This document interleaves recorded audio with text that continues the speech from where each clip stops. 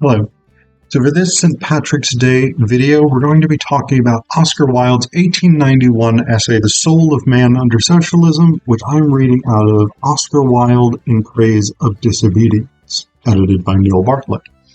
So this essay is probably Wilde at his most overtly political, and yet, even in his most overtly political moments, Wilde is inherently concerned with the aesthetic, because for Wilde, the aesthetic is inherently linked to freedom, to individualism. And what Wilde means by individualism is something very different than what, say, American conservatives tend to mean by individualism. So Wilde is not interested in the sort of cowboy mythos of I'm going to stand on my own and I don't require help from anyone. I will defend my property and family, which are somewhat the same thing, with a gun, and I don't need the government, and I don't need a social support network, community, etc., etc.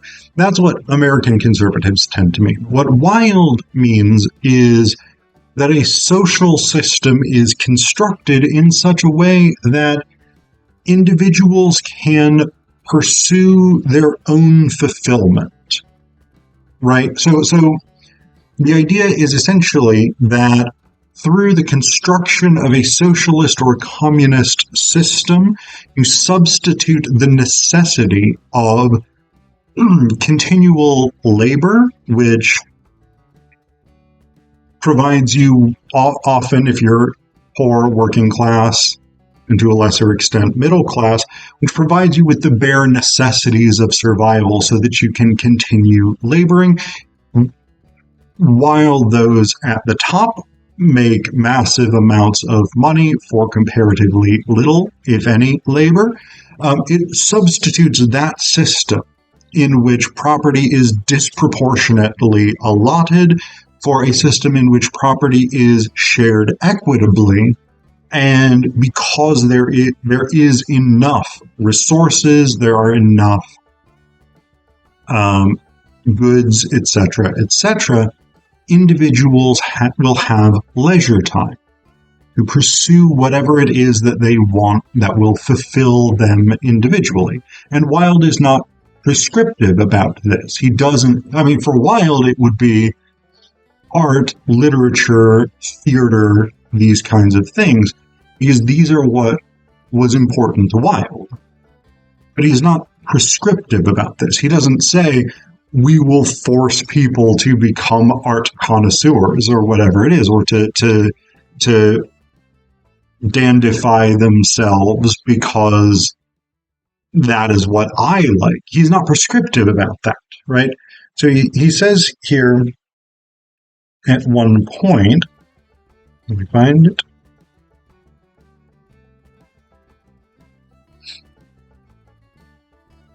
He says here, of humanity in general, but 1891, so it's male pronouns, it does not matter what he is as long as he realizes the perfection of the soul that is within him. All imitation in morals and in life is wrong. And slightly later, there is no one type of man. There are as many perfections as there are imperfect men, and while to the claims of charity a man may yield and yet be free, to the claims of conformity no man may yield and remain free at all. So one of the things that in his sort of radical individualism, almost an anarcho-socialist perspective, one of the things that Wilde asserts is that capitalism breeds conformity, not only in the sort of industrial capitalist literal mode of production that was the dominant capitalist form during Wilde's lifetime, in sending workers to factories, they would do the same repetitive task over and over and over and over for hours upon end, to produce the same mass-produced goods over and over and over again, but that it breeds conformity because everything in our lives under capitalism is regulated by the need to make money. And so we must conform to a social system that limits our freedoms, limits our choices, limits the options available to us for what we do with our free time, for instance, what sorts of attitudes we publicly at least espouse, etc., etc. And so this is the thing that Wilde argues. And what he proposes as an alternative to this is a system in which the current ownership model of private property would be altered to a public ownership model. And it is worth noting here that Wilde doesn't specifically make this distinction, but I think that he has this in mind based on the way he talks about things in the essay, and actually based on one of the big problems with the essay.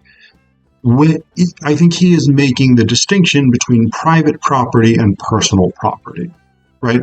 So this is a thing that often people, when they're sort of trying to gin up hysteria about communism, socialism, whatever it is, they will purposefully or not misinterpret, right? When we talk about private property in Marxist, socialist, communist, anarchist theory, we're talking about the means of production, right? So things like factories, farms, the equipment that is involved in the production of goods or services as part of economic action, right? So it's those things that we mean by private property. We use the term personal property to mean like this book that I have purchased and own, this computer mouse that I have purchased and own this pen that I got for free at a conference and now own, right? So the stuff that we as individuals have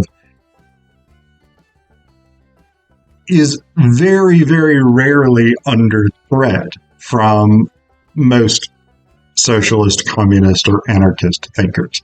There are a few very, very radical groups that believe in communal personal property, but that's not usually the norm. And I think Wilde is definitely not in that space.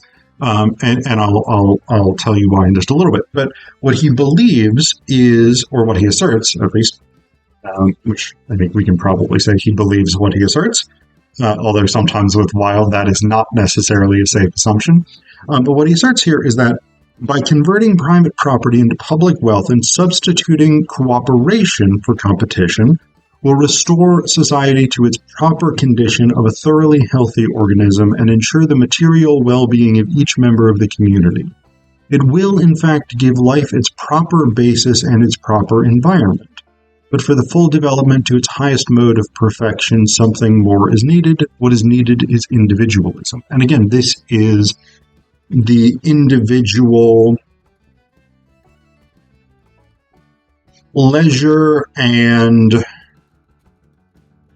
the access to resources, access to, again, time associated with leisure, the access to and the individual liberty to pursue the things that will enrich you, right? If you want to become an artist, for instance, and many people have a deep creative impulse that is not nurtured under capitalism, because for the vast majority of us, we cannot profit from art. And since profit determines whether or not a thing is worth doing under the fundamental logic of capitalism, for those of us who want to be artists, we often cannot, because we have to get a job. We have to go to school. We have to train. We have to do whatever it is to make ourselves more productive so that we can compete with other workers to be more likely to be hired, et cetera, et cetera. And so you see where this goes, right? As long as everything that we are doing is geared toward making ourselves profitable for the capitalist system, then we can't pursue what we ourselves want, what would help us to reach our perfection, as Wilde would say, right? We can't pursue these things because they aren't profitable. But if that profit motive is removed, right, if we instead have a system that is communally based, in which the means of production work for everyone to provide for people's needs, rather than working for the very, very few at the expense of the rest of us, then we have a system in which individuals are freed from that necessity of constantly being driven by what will be profitable, what will make me money, etc., etc. This is Wilde's ideal, right? And he does present this as very much oriented around self-destructive behavior under capitalism, right? He says here, man will kill himself by overwork in order to secure property, and really considering the enormous advantages that property brings, one is hardly surprised. One's regret is that society should be constructed on such a basis that man has been forced into a groove in which he cannot freely develop what is wonderful and fascinating and delightful in him, in which, in fact, he misses the true pleasure and joy of living. Right, so this is the sort of central thing in Wilde's philosophy. And in a way, this is picking up from the socialist philosophy of William Morris, who was a big influence on Wilde.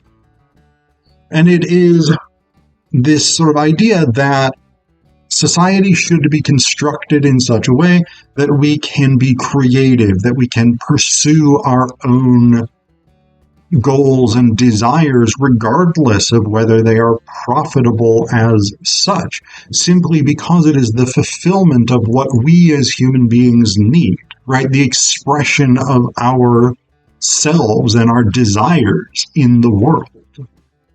Now, Wilde has a kind of techno-utopianism in The Soul of Man Under Socialism. He has this lengthy section where he talks about, lengthy-ish section, where he talks about how basically sort of drudgery work can and should be shifted to machines, that this labor should be automated. And, of course, we know that this kind of labor can be automated. Right? The problem is when labor is automated under capitalism, what you have is fewer jobs for workers, and therefore less money for the poor, the working class, even the middle class.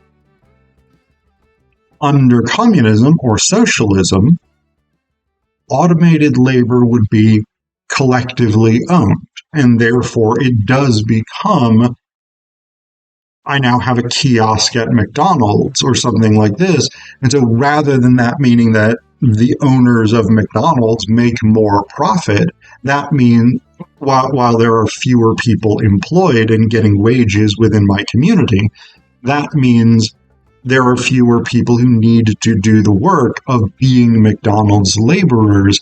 But because the profit is going to all of us, the profit is shared amongst the community, people are not losing out by not having wages, right?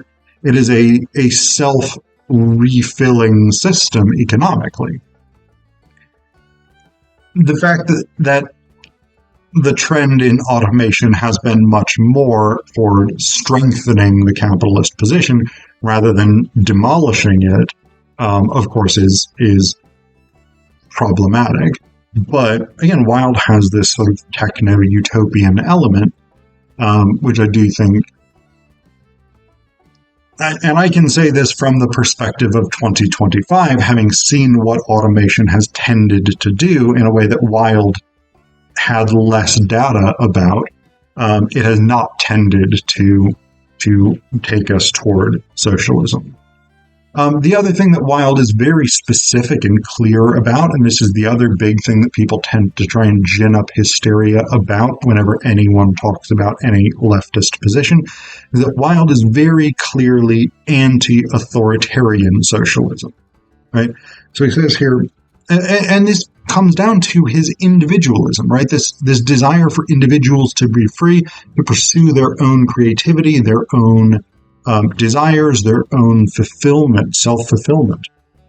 He says, "It is clear then that no authoritarian socialism will do, for while under the present system a very large number of people can lead lives of a certain amount of freedom and expression and happiness, under an industrial barrack system or a system of economic tyranny, nobody would be able to have any such freedom at all.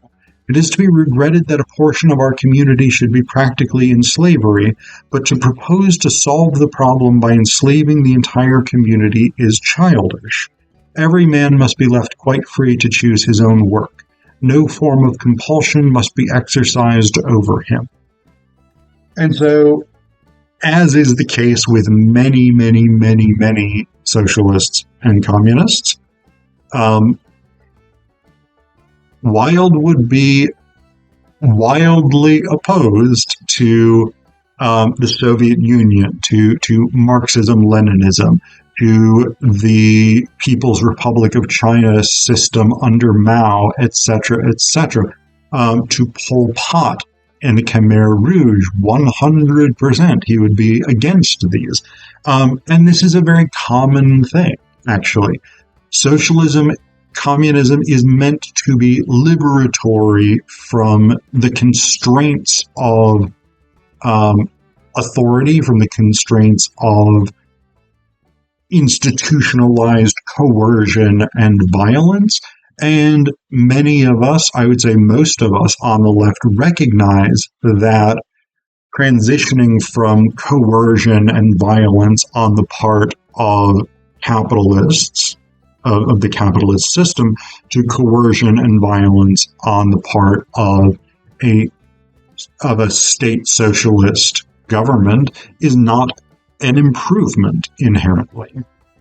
And Wilde would 100% agree, because again, individual liberty and freedom is the core of his socialist philosophy, and that starts from the assumption that individuals must be free, they must have their basic needs met, and they must have leisure time to pursue whatever it is that will fulfill them.